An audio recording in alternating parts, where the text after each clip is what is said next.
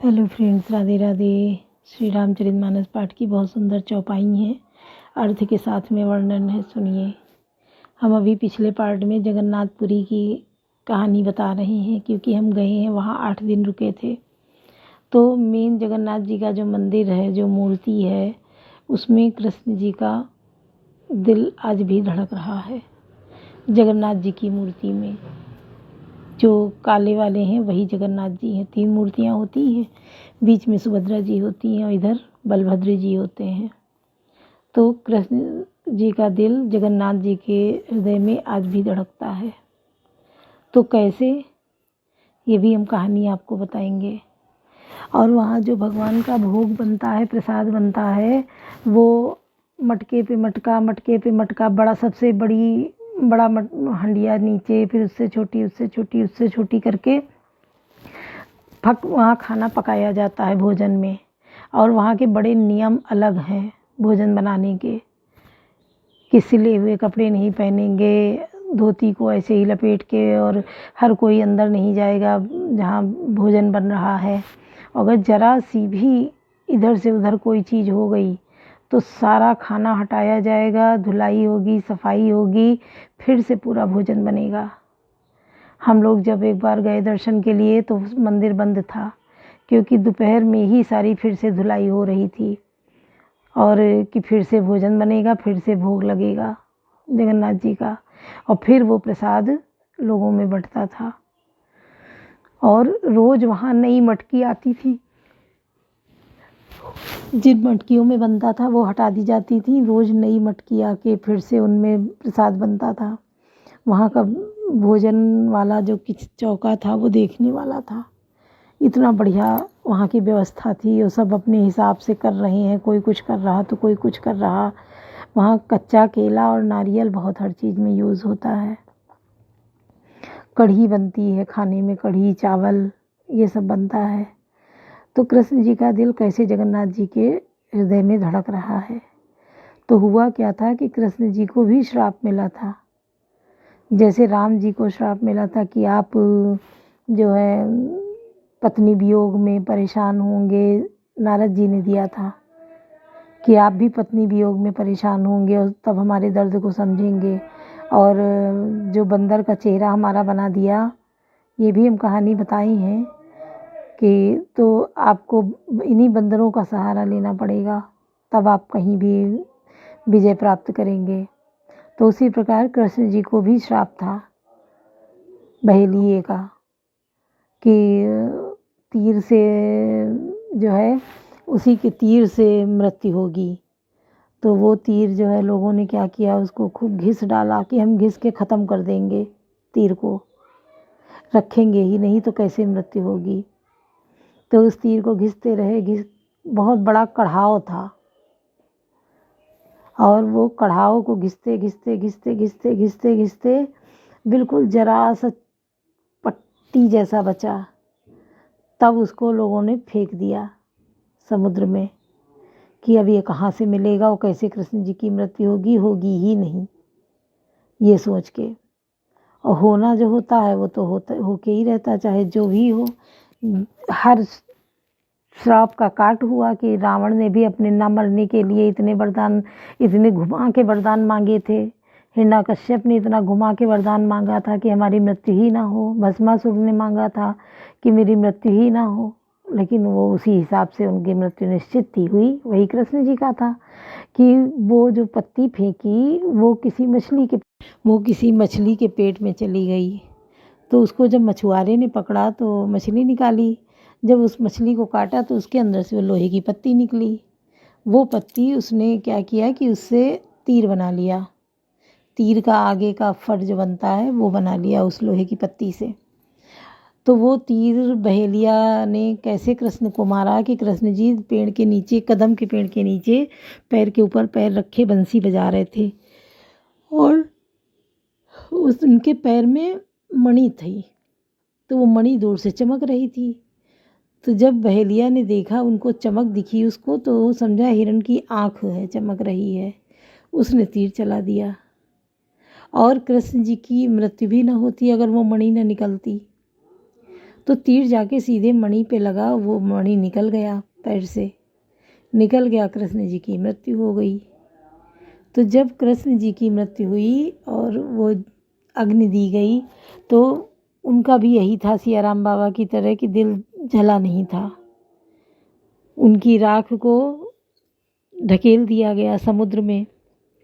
समुद्र में किसी मछली के द्वारा उनका दिल जो है फिर बाहर आया, और जब बाहर आया पता चला तो वो दिल उठा के कृष्ण जी के हृदय में लगा दिया गया, जो कि आज भी वो दिल कृष्ण जी के हृदय में धड़कता है।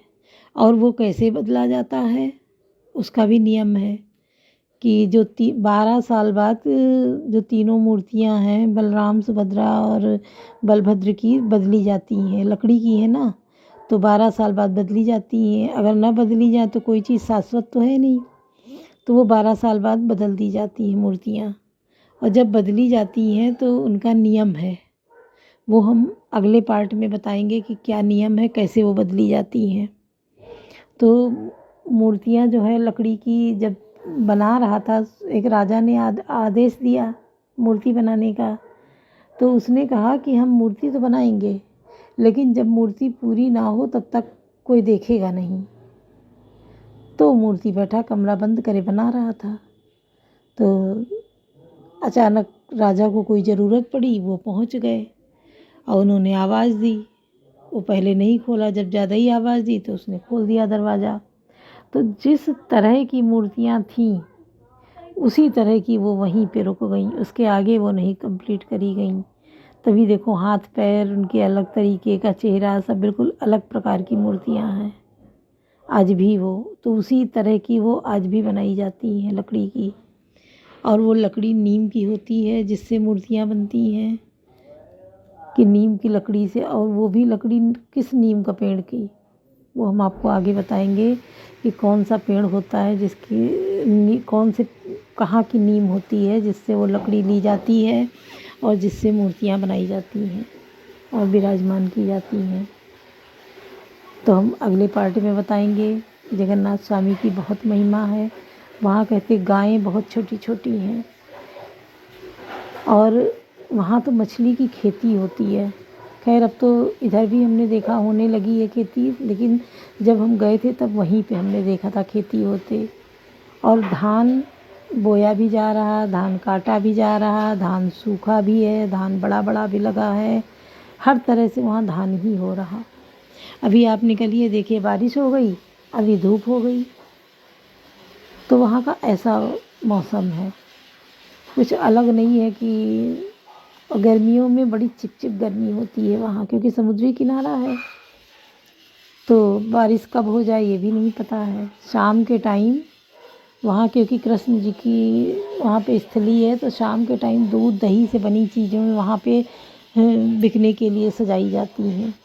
तो दूध से बनी हर चीज़ होगी आपको, खिजरा, दूध, दही, रबड़ी, मलाई, घेवर, हर चीज़ दूध से बनी हुई होती है जो वहाँ बिकती है। सबसे बड़ी चीज़ वहाँ खिजरा बिकते देखा हमने, जो हर जगह नहीं मिलता है। वहाँ खिजरा भी बिक रहा था। तो बड़ी जगन्नाथ जी की महिमा है। वहाँ चावल मिलते हैं, जगन्नाथ जी से लाए जाते हैं प्रसाद में।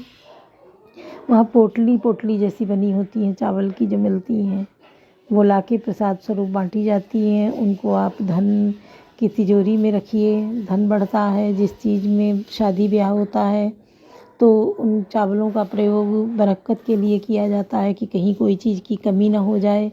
वो चावल निकाले जाते हैं, कढ़ाई में बांध दिए जाते हैं, हलवाई के कढ़ाओं में बांधे जाते हैं, और वो चावल अपने हिसाब में बहुत बरकत करते हैं। आप भी आजमा के देखिए, बहुत महिमा है इनकी। अभी कहानी बाकी है जगन्नाथ जी की, अगले पार्ट में बताएंगे। तुम पाही रामचरित राकेश कर सरिस सुखद सब काऊ, सज्जन कुमुद चकोर चित हित विशेष बढ़ लाऊ, पवन सुखाज कठिन जग माही, जो नहीं हुई तात तुम पाही। रामचरित्र पूर्णिमा के चंद्रमा की किरणों के समान सभी को सुख देने वाले हैं, परंतु सज्जन रूपी कुमुदनी और चकोर के चित्त के लिए तो विशेष हितकारी और महान लाभदायक हैं। कीन प्रश्न जय भांति भवानी, जय विधि शंकर कहा बखानी, सो सब हेतु कहा मैं गाई, कथा प्रबंध विचित्र बनाई। जिस प्रकार श्री पार्वती जी ने श्री शिव जी से प्रश्न किया और जिस प्रकार से श्री शिव जी ने विस्तार से उसका उत्तर कहा, वह सब कारण मैं विचित्र कथा की रचना करके गाकर कहूँगा। जहिया कथा सुनी नहीं होई, जनिया चरज करे सुनि सोई, कथा अलौकिक सुनई जज्ञानी नहीं आचरज करही अस जानी, राम कथा कह मिति जग माही, अस प्रतीत तिनके मन माही। नाना भांति राम अवतारा, रामायण सतकोटि अपारा। जिसने यह कथा पहले न सुनी हो वह इसे सुनकर आश्चर्य न करे। जो ज्ञानी इस विचित्र कथा को सुनते हैं वे यह जानकर आश्चर्य नहीं करते कि संसार में राम कथा की कोई सीमा नहीं है, राम कथा अनंत है। उनके मन में ऐसा विश्वास रहता है नाना प्रकार के श्री रामचंद्र जी के अवतार हुए हैं और 100 करोड़ तथा अपार रामायण है।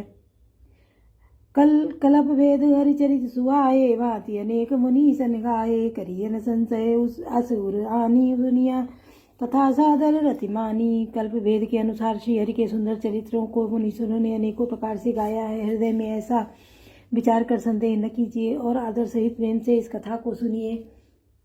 कवन सो काज कठिन जग माही, जो नहीं होई तात तुम पाही। राम अनंत अनंत गुण अमित कथा विस्तार, सुनिया चरज न मानिए जिनके विमल विचार।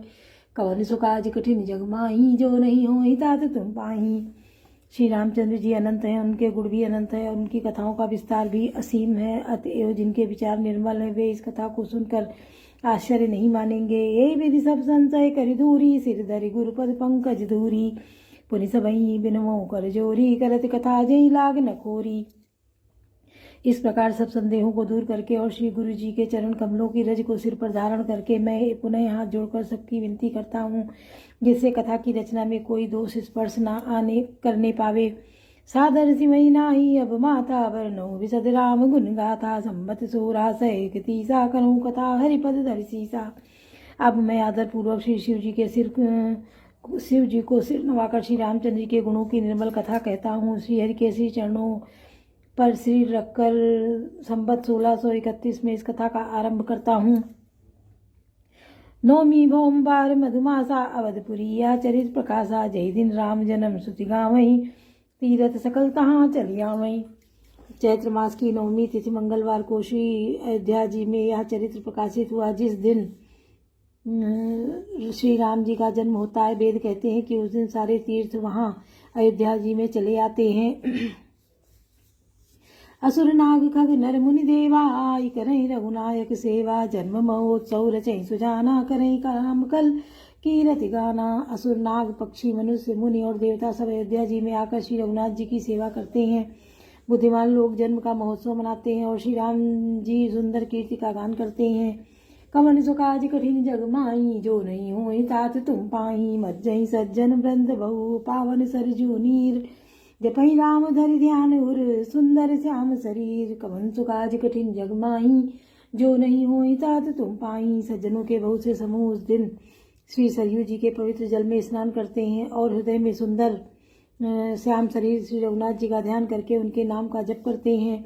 दरस परस मज्जन अरुपाना, हरई पाप कह वेद पुराना। नदी पुनीत अमित महिमा, अति कही न सकई शारदा विमलमति।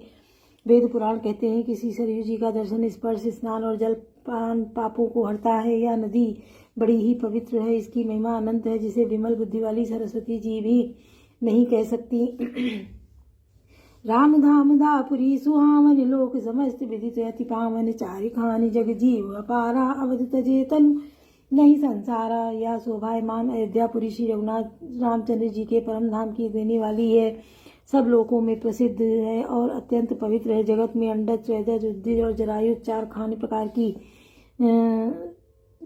खान के अनंत जीव हैं। इनमें से जो कोई भी अयोध्या जी में शरीर छोड़ते हैं वे फिर संसार में नहीं आते हैं। जन्म मृत्यु के चक्कर से छूटकर भगवान के परम धाम में निवास करते हैं।